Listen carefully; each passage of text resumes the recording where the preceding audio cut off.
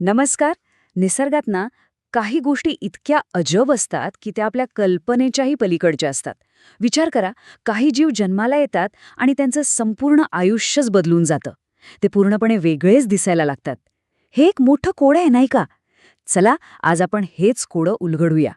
बरं, तर मग मूळ प्रश्नाकडे येऊया. हे एक खूप मोठं कोड आहे बघा. काही पिल्ले जन्माला आल्यावर हुबेहूब त्यांच्या आईवडिलांसारखी दिसतात, पण काही मात्र इतकी वेगळी असतात की ओळखूही येत नाहीत. असं का बरं होत असेल? याच प्रश्नाचं उत्तर आपल्याला या प्रवासात शोधायचं आहे. यासाठी ना आपण दोन सोपी उदाहरणे बघू. एका बाजूला आहे कुत्र्याचं पिल्लू, जे अगदी त्याच्या आईबाबांची छोटी प्रतिकृतीच वाटतं, बरोबर? आणि दुसऱ्या बाजूला आहे एक सुरवंट. आता हे सुरवंट पुढे जाऊन फुलपाखरू होणार आहे यावर विश्वासच बसत नाही. दोघेही किती वेगळे दिसतात, पण गंमत म्हणजे ते एकाच जीवाचे दोन रूपं आहेत. मग हे नेमकं घडतं कसं?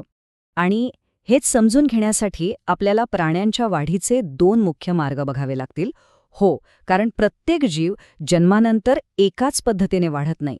काहींची वाढ सरळ असते, तर काहींची वाढ अंड्यांमधून एका वेगळ्याच मार्गाने होते. तर पहिला मार्ग तो म्हणजे थेट वाढ. अगदी सोप्पं आहे. शेळी, मांजर किंवा अगदी आपण माणसं.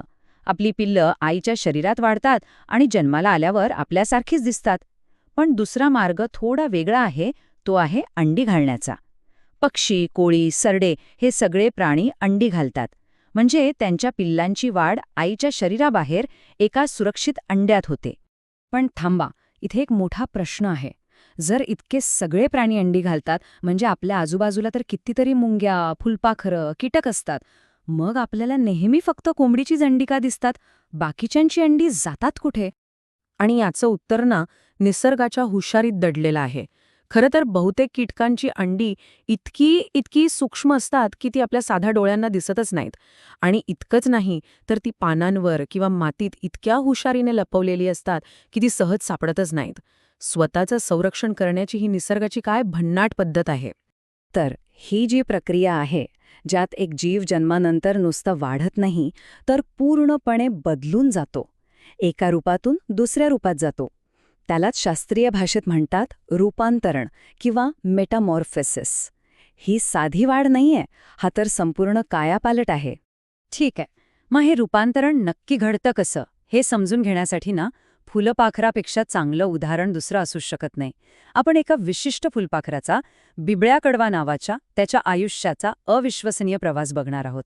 तोही 4 टप्प्यांमध्ये. तर हा आहे त्या संपूर्ण प्रवासाचा आराखडा.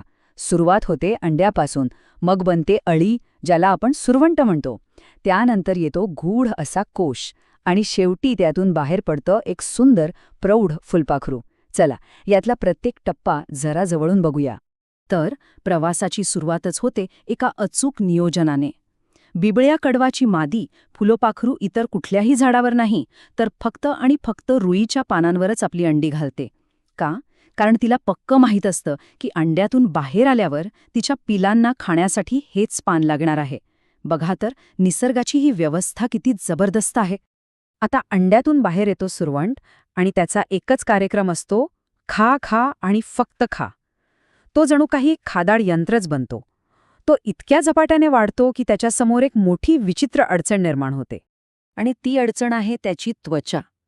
त्याचं शरीर तर वेगाने वाढतंय, पण त्याची त्वचा काही वाढत नाही. अगदी आपल्याला आपले जुने कपडे घट्ट व्हावेत ना, तसंच काहीसं. मग ही जी जुनी, लहान पडणारी त्वचा असते, तिलाच कात म्हणतात. आणि मग त्यालाही काट टाकावीच लागते. किती वेळा? एकदा? दोनदा? नाही. हा बिबळ्या कडवा सुरवंट त्याच्या फक्त 10-12 दिवसांच्या आयुष्यात तब्बल 4 वेळा काट टाकतो.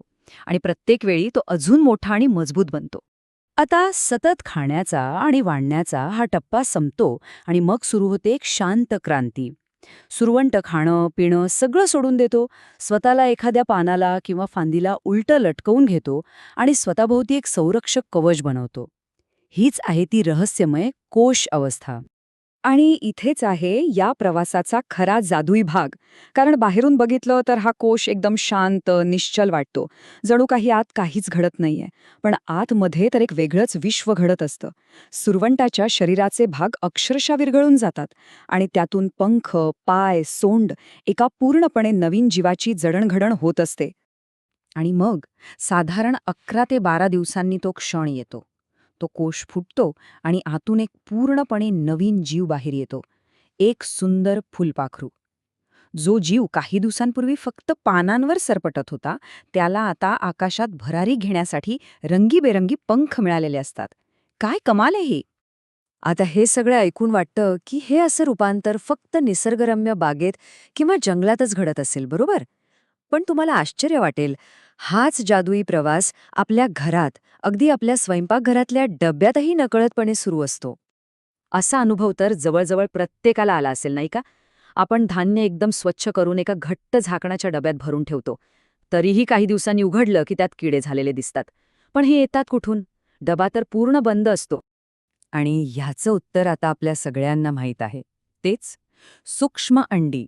हो, आपण जेव्हा धान्य आणतो तेव्हाच त्यात कीटकांनी घातलेली अतिशय लहान अंडी असू शकतात, जी आपल्या नजरेतून सहज सुटून जातात.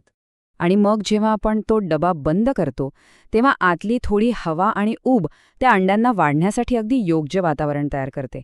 आणि मग तोच प्रवास सुरू होतो जो आपण फुलपाखराच्या बाबतीत पाहिला. अंड्यातून अळी बाहेर येते, ती धान्य खाते, तिथेच तिचा कोश तयार होतो आणि शेवटी त्यातून प्रौढ कीटक बाहेर पडतो. बरं, हा सगळा प्रवास समजून घेतल्यावर एक गोष्ट नक्की होते. निसर्गातील प्रत्येक लहान सहान जीवाकडे बघण्याचा आपला दृष्टिकोनच बदलून जातो. आणि यात आपल्यासाठी एक खूप मोठा संदेश आहे. ते सुंदर फुलपाखरू जे आपल्याला दिसतं ते फक्त एक कीटक नाहीये. ते एका मोठ्या कठीण प्रवासाचं फळ आहे. त्याने अनेकदा काट टाकलीये, कित्येक दिवस काहीही न खाता एका कोशात स्वतःला बंद करून घेतलंय. हे सगळं सहन करून त्याला ते रूप मिळालंय. त्यामुळे गंमत म्हणून त्याला पकडणं, त्याच्या पंखांना हात लावणं, हे त्याच्या त्या प्रवासाचा अपमान करण्यासारखं आहे. म्हणून पुढच्या वेळी जेव्हा एखादं छोटंसं फुलपाखरू किंवा अगदी आपल्या धान्याच्या डब्यातला एखादा कीटक जरी दिसला, तर एक क्षण थांबा आणि विचार करा, त्या इवल्याशा जीवाने इथपर्यंत पोहोचण्यासाठी केवढा मोठा आणि गुंतागुंतीचा प्रवास पूर्ण केलाय. निसर्गाची ही न दिसणारी जादू खरंच थक्क करणारी आहे, नाही का?